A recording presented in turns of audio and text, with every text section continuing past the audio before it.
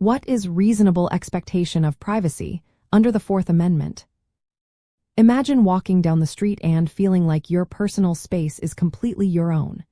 Now, think about how that feeling changes when the government wants to search your belongings or listen to your conversations.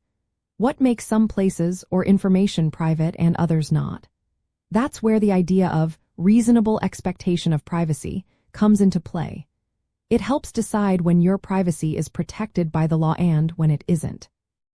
The Fourth Amendment to the United States Constitution is the part of the Bill of Rights that protects people from unfair searches and seizures by the government. But it doesn't say exactly when a search is illegal. Instead, courts use the idea of reasonable expectation of privacy to make that call. This concept was clarified in a court case called Katz versus United States in 1967. The court said that to know if your privacy is protected, two things must be true. First, you must personally expect privacy in that situation. Second, most people would agree that your expectation is reasonable.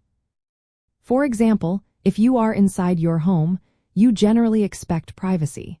The government needs a warrant to search your house unless certain exceptions apply.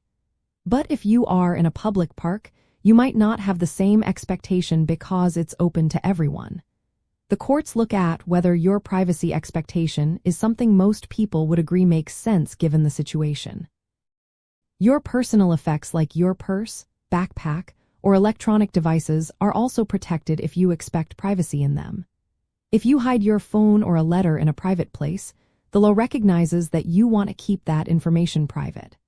But if you share information with someone else, like your phone number or bank details, you might not have a reasonable expectation of privacy because you voluntarily shared it.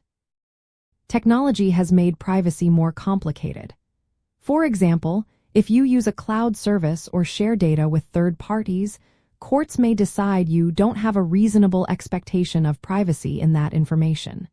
The same goes for what you expose in public or semi-public places. Understanding this idea is important because it tells you when law enforcement needs a warrant to search or seize your property. If you have a reasonable expectation of privacy, they must get a court order first. If not, they can act without one. In simple terms, reasonable expectation of privacy means you have a personal and socially accepted right to keep certain things private. This right limits how much the government can intrude without proper legal approval. Knowing this helps you understand when your privacy is protected and when it might be fair game for searches or seizures.